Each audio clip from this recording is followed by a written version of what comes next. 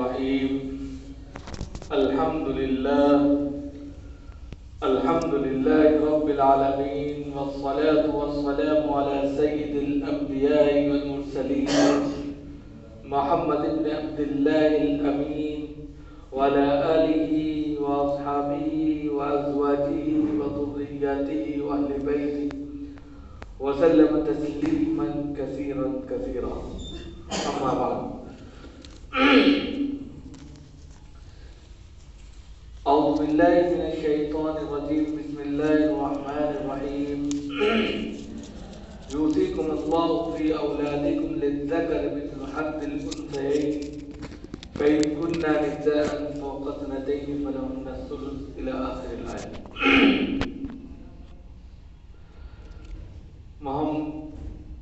محترم بزرگوں اور دوستوں، دینی اور ایمانی بھائیوں، اللہ رب العزت کا شکر ہے، اس کا کرم ہے کہ اس نے ہمیں اپنی بارگاہ میں آنے کی توفیق عطا فرمائی. حضرات،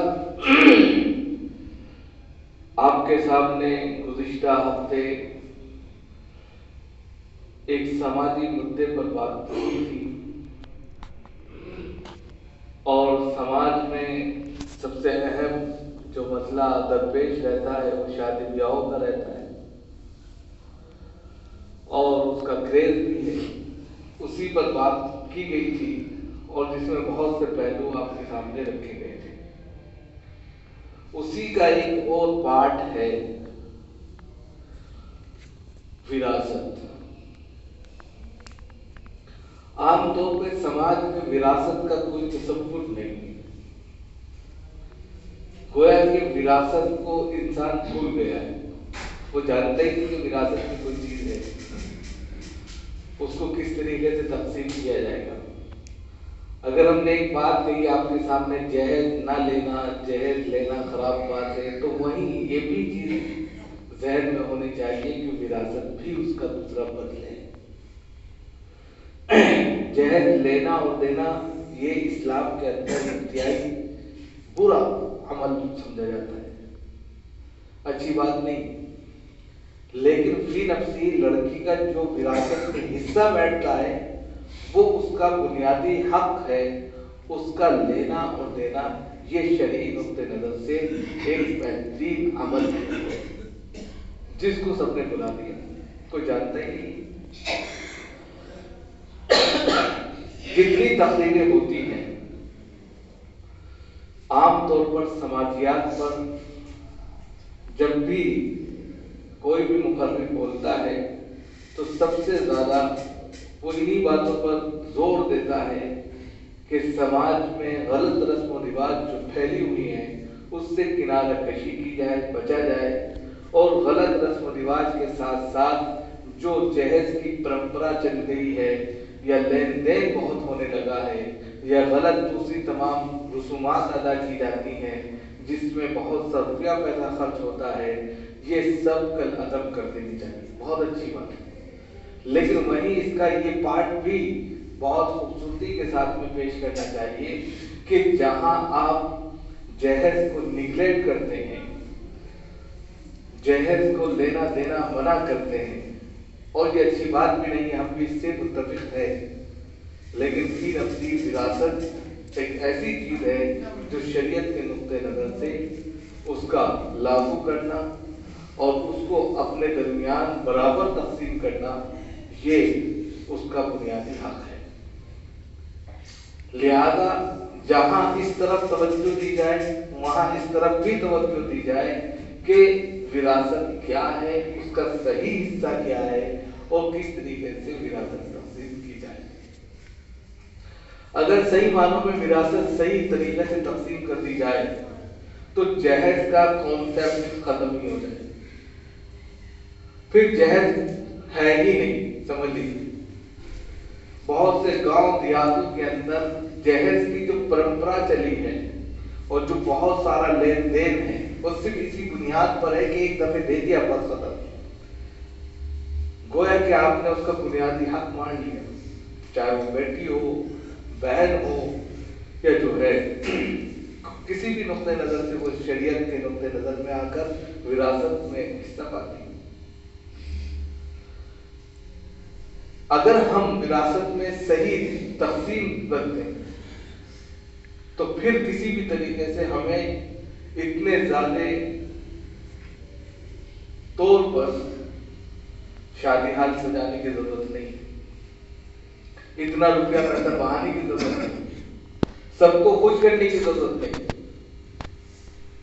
क्योंकि सबको खुश करने की जरूरत इसलिए पड़ती है कि जा रही है अब गोया कि इसका इस घर से रिश्ता खत्म, ये समझा जाता है, कुछ मांग नहीं सकती, कुछ कह नहीं सकती। लेकिन फी नफ्सी अगर आपने उसको हिस्सेदार बना दिया तो उसका बराबर का हिस्सा है, जिंदगी भर का हिस्सा है, जो भी उसकी आमदनी होगी उसका एक पार्ट, एक हिस्सा उसको जाएगा, जिंदगी भर जाएगा। तो ज्यादा बेहतर है उससे कि जो एक रात में आप दे दें, वो तो खत्म हो जाएगा। जिस वक्त दिया जाता है उसको पता भी नहीं चलता, कितना जाया हो जाता है। वो बेचारी नहीं है तो नए घर में है, कितने लोग इधर उधर उसको एज ए गिफ्ट मान लेते हैं और खत्म हो गया उसका तो हिस्सा।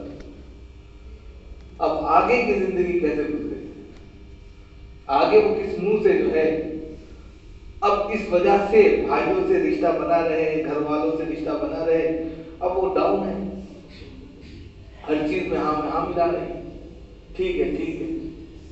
तो ये इस्लाम नहीं चाहता। इस्लाम तो बिल्कुल बराबरी का, अदल का मामला करता है। इस्लाम अदल, एक है मसावत और एक है अदल, इसको समझिएगा। दुनिया ने कहा कि हम मसावत लाते हैं, मसावत में बराबर है, मसावत का मतलब होता है बराबरी। अब इसको समझने के लिए मैं एक मिसाल देता हूं। मिसाल ये है कि एक दीवार है और दीवार के पीछे एक नुमाइश है या मैच लगा हुआ है। उस दीवार को क्रॉस कर ही मैच देखा जा सकता है, जिसकी लंबाई दीवार की 5 फुट है। अब 5 फुट पर आपने सबके लिए एक एक डब्बा लगा दिया, एक डब्बा 3 लोग हैं। 3 लोग में एक शख्स है 20 साल का है, जिसकी लंबाई 6 फुट है, वो तो ऐसे खड़े होकर देख लेगा। लेकिन उसके लिए भी एक डब्बा, मसावत ये है कि सबके लिए 3 लोग हैं तो 3 डब्बे आएंगे, 3 चीजें आएंगी जिस पर खड़े होकर वो देख सकता है। एक लड़का जो है वो मिसाल के तौर पे 10 साल का है, तो वो इतना आ रहा है कि बराबर सराबर है, देख नहीं सकता। और एक लड़का जो है 7 साल का है, वो बिल्कुल नीचे डाउन है, वो उसके बराबर भी नहीं आ रहा है। अब मसावत जो है वो ये कहती है सबको एक ऐसी बेंच दे दी जाए कि वो उसके ऊपर खड़े होकर देख ले मैच। तो ये मसावत तो है, अदल नहीं। अदल क्या है कि जो 6 फुटा इंसान है, 20 साल का लड़का है, वो खड़े होकर देख ले, ये अदल है। उसके लिए इंसाफ अदल ये है कि वो देख रहा है, मैच देखना है। जो बंदा 10 साल 15 साल का है, वो बिल्कुल दीवार के बराबर सराबर आ रहा है, तो उस शख्स का वो टेबल उठा के उसको दे दिया जाए, यानी पहले इंसान का टेबल इस शख्स को दे दिया जाए कि तुम खड़े होकर देखो, ये भी देख लेगा। अब इसका टेबल और उस 7 साल के बच्चे का टेबल दोनों को मिला के और तीसरे पे कहा अब इसके ऊपर खड़े होकर तुम देख लेगा, ये है अदल। इस तरीके से तीनों देख लेंगे मैच और अदल हो जाएगा, और मसावत तो खुद ब खुद आ गई कि तीनों के तीनों बराबर है। यह है इस्लाम। इस्लाम इसी चीज की दावत देता है और दुनिया मसावत की दावत देती है कि हम बराबरी चाहते हैं। यकसा सिविल कोड क्या है, यही तो है। वो मुसावत चाहते सब एक एंगल से नजर आए, ऐसा कैसा हो सकता है? अदल की बात कोई नहीं करता। आपको मिसाल के तौर पर 2 रोटी की जरूरत है, एक बच्चे को 1 रोटी की जरूरत है। मसावत कह रही है कि बच्चे को भी 2 रोटी दी जाए और बड़े को भी 2 रोटी दी जाए। और एक जवान है, उसको 3 रोटी की जरूरत है, तो उसको कहा जा रहा है नहीं 2 ही रोटी मिलेगी, मसावत है। अरे बच्चे की 1 रोटी जाए होगी, उसको तीसरे को दे दें, बड़े को दे दें, ये अदल हो जाएगा। लेकिन दुनिया कह रही है कि नहीं, मसावत चाहिए, और वो भूखा रह जाएगा। और इसी वजह से कोहराम मचा हुआ है। दुनिया के अंदर जो भुखमरी आम हो रही है, डाका जमीन पड़ रही है, उसकी भी इसी बुनियाद पर है कि अदल और मसावात को नहीं समझा, और नतीजा ये हुआ कि लोग उस वाहवाही में आ भी जाते हैं कि हाँ मसावात की बात आ रही है, बराबरी की बात आ रही है। तो इस्लाम अदल की दावत देता है, अदल को लाता है, जिसको जितनी जरूरत है उस एतबार से फैसला करता है, और खुद ब खुद उसमें मसावात आती है। डायरेक्ट अगर मसावात करेंगे तो उसमें एक का हक मारा जाता है। इसलिए इस्लाम की तालीमात को डीपली समझने की जरूरत होती है। इसी तरीके से विरासत के मसले में हम सिर्फ मसावात की तो दावत देते हैं कि औरत और मर्द बराबर हैं, वो कांधे से कांधे मिलाकर चले। समाज में औरत क्या नहीं कर सकती, नारे लगाते हैं, तकरीरें करते हैं, सब कुछ कर सकती है, लेकिन कुरान जो कह रहा है वो क्या गलत कह रहा है? कुरान की जो तालीमात है वो क्या गलत है? एक वक्त में ये था कि औरत लड़कियों को कोई मोल नहीं दिया जाता था, कोई इज्जत नहीं थी उनकी, कोई उनका एहतराम नहीं था। लड़की किसी घर में पैदा हो जाती तो जिंदा दरगोर कर दिया जाता था। वहीदल मौऊदत सुइलत, जिंदा दरगोर की हुई बच्चियों से जब पूछा जाएगा बिअय्यि ज़ंबिन क़ुतिल, किस जुर्म में तुम्हें कत्ल किया गया। तो एक वक्त तो ये था। फिर जनाब मोहम्मद रसूलुल्लाह सल्लल्लाहु अलैहि वसल्लम ने आकर औरतों को मकाम दिया, और सिर्फ ये मक्का की बात नहीं कर रहा हूं, आपके हिंदुस्तान के अंदर भी ये परंपरा रही है कि जिसका शौहर मर जाता था उस औरत को सती कर दिया जाता था, जिंदा गाड़ दिया जाता था। एक छोटी सी मट्टी की कह सकते हैं कि झोपड़ी बनाई जाती थी, उसमें रख के चारों तरफ से चिन दिया जाता था, सती उसको कहते थे कि अब इसको जीने का कोई अधिकार नहीं। हिंदुस्तान में भी होता था। तो हिंदुस्तान हो या आलमी पैमाने पर हो, मक्का में हो, वहां औरतों को इज्जत नहीं थी, लेकिन इस्लाम आया। इस्लाम ने कहा कि नहीं, औरतों का मकाम है, उसका एहतराम करना चाहिए। वो घर की जीनत है, वो एक रूप में माँ है तो दूसरे रूप में बहन है, वो एक रूप में बीवी है तो एक रूप में बेटी भी है, उसके अलग अलग रूप हैं, और हर रूप में वो एक रहमत है। इस्लाम ने ये उसको एक सहरा दिया, एक टाइटल दिया, एक उसका नाम दिया। लोग उससे जो है खुश हुए, और फिर उस चीज को जो मायूब समझी जा रही थी, माशरे के अंदर सबसे ज्यादा गंदी चीज समझी जा रही थी, जिसको जिंदा दरगोर करने पर इंसान तुल जाता था, वो उसको चाहने लगे, वो उसको दिल से लगाने लगे। फिर इस्लाम ने ये किया कि नहीं, इनका मकाम और ऊंचा किया जाए, तो कहा कि इनका हिस्सा विरासत में रखा जाए। जिस तरह बेटे का हिस्सा है, इसी तरह बेटी का भी हिस्सा है। अब इस्लाम ने मुसावात और अदल की बात की। आज के वक्त में लोग कहते हैं कि बराबरी की बात करो, 50-50 की बात करो। तो 50-50 में क्या होता है? नुकसान हो जाता है। इसलिए कुरान ने जो कहा कि यूसिकुमुल्लाहु फी औलादिकुम लिज़्ज़करि मिस्लु हज़्ज़िल उन्सयैन, बिल्कुल साफ, बिल्कुल 2-2-4 की तरह फंडामेंटल समझा दी कि अगर एक घर में एक लड़का एक लड़की है तो 2 हिस्से लड़के के, 1 हिस्सा लड़की का। भाई भी खुश, बहन भी खुश, भाई भी खुश, बहन भी खुश। भाई को अपने बड़े होने का और उस घर के तमाम की तमाम परंपराओं को जिंदा रखने का अधिकार हो गया, और बहन को उस घर से जुड़े रहने का अधिकार दे दिया, और बराबर सराबर जो है जिंदगी आराम से कर सकती है। लेकिन समाज ने इन तमाम चीजों को भुला दिया। अरे इतना दिया जाएगा, आधे दिया जाएगा। तो ये तमाम चीजें ऐसी हैं कि आप एक रात में जो शादी करते हैं, उस शादी में लाखों रुपए लगा देते हैं, और लाखों रुपए के बाद वो शादी कभी कभी नाकाम भी हो जाती है। उससे लाख दर्जा अच्छा ये है कि आप विरासत उसके नाम करें। ना शादी कैंसिल होगी, जब विरासत उसके नाम होगी तो खुद ब खुद उसके अंदर एक ठोस मजबूत पहलू होगा। आदमी उससे बात करता हुआ थोड़ा सा झिझकेगा, वरना क्या लगे कितने जुल्म और तशद्दुद होते हैं जहेज के नाम पर, कितनी ज्यादा लड़कियों को जिंदा जला दिया जाता है जहेज के नाम पर, वो चीज खत्म होगी। दूसरे जो उसकी विरासत में हिस्सेदारी होगी, उस हिस्सेदारी की बुनियाद पर वो अपने ससुराल में एक अच्छा मकाम और मजबूत मकाम रखेगी। भाई हल्की नहीं, अपना एक मकाम रखती है अपने। आपने देखा होगा, इसकी मिसाल मैं दूंगा कि जो वालिदैन रिटायर हो जाते हैं, अगर वो सरकारी जॉब में है, उनको पेंशन मिल रही है, चाहे वो सरकारी जॉब में है या विदाउट सरकारी जॉब में है, अगर पेंशन कहीं से भी आ रही है उनकी इज्जत होती है। और खुदा न खास्ता जिनकी पेंशन नहीं होती, उन वालिदैन को ओल्ड होम में डाल देते हैं जाके। कितने ज्यादा ओल्ड होम जो बनाए जा रहे हैं, आश्रम जिनको कह सकते हैं, बुजुर्गों के लिए आश्रम बनाए जा रहे हैं। दिल्ली के अंदर, आपके लखनऊ के अंदर कितने, उसमें जाकर बुजुर्गों को डाल दिया जाता है। एक वाकया आपके सामने, एक वालिदैन अपने उनके बच्चे नहीं थे और आश्रम से एक बच्चे को लेकर आए, उसको पाला, बड़ा किया। जब वो बड़ा हो गया तो शादी ब्याह भी कर दिया। तो लड़की की वाइफ ने कहा कि ये रात में परेशान करते हैं, इनको जो है ओल्ड होम में डाल दिया जाए।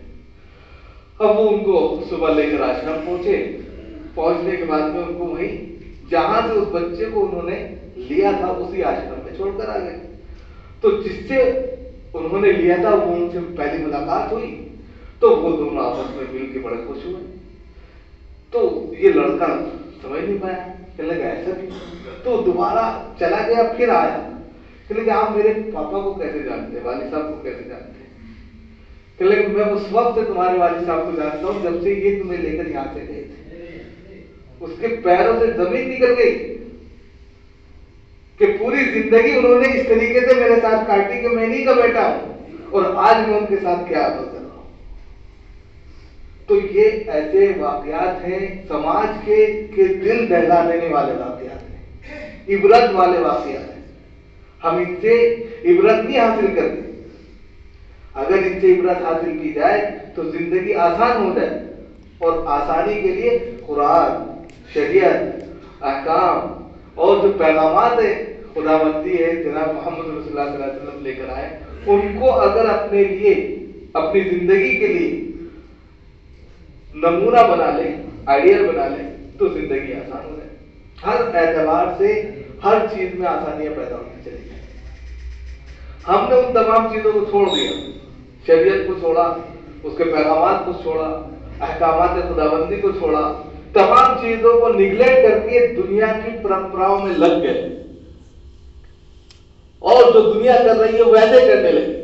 और नतीजा ये हुआ, खुद भी जलील हो रहे हैं और परेशानी, डिप्रेशन और इसी तरीके से आप कह सकते हैं कि प्रेशर, ज़हनी सुकून नहीं, किसी भी तरीके से कोई जो है ऐसी चीज नहीं है कि पुरसुकून होकर एक रात जी सके। डर, खौफ के आसरे में आप जिंदगी गुजार रहे हैं। डर तो खुदा का होना चाहिए।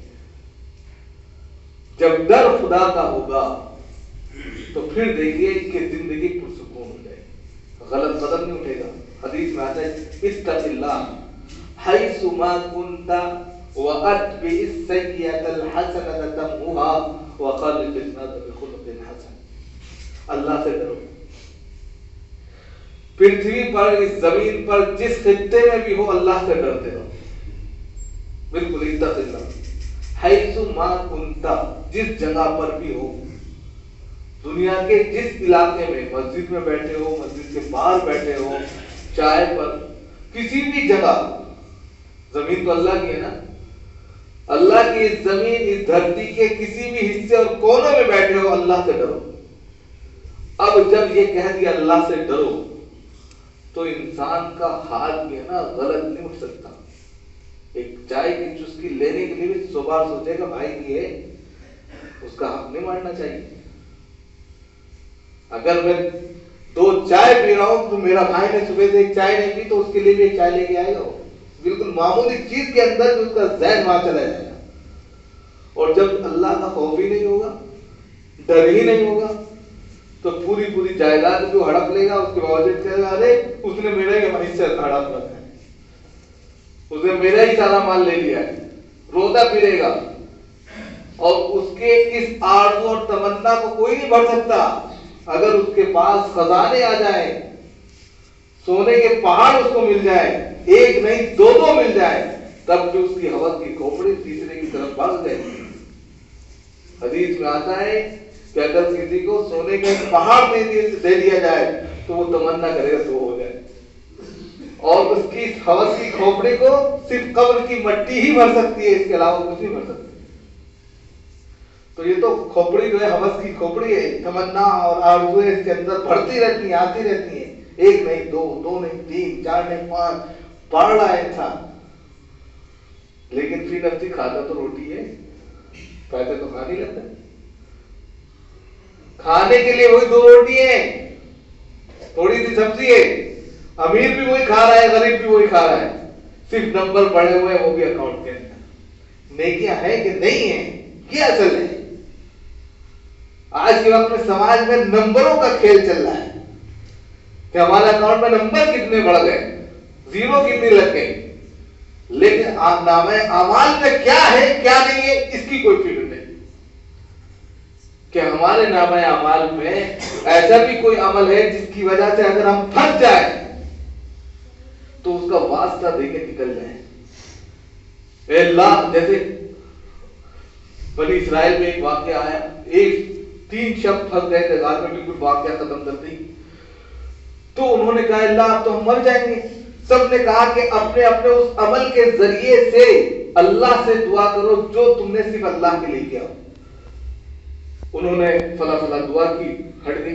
तो क्या हमारा कोई अमल ऐसा है कि जो सिर्फ खालिद अल्लाह के लिए किया हो और उसकी वजह से हम जो है मुसीबतों से निजात पा जाए?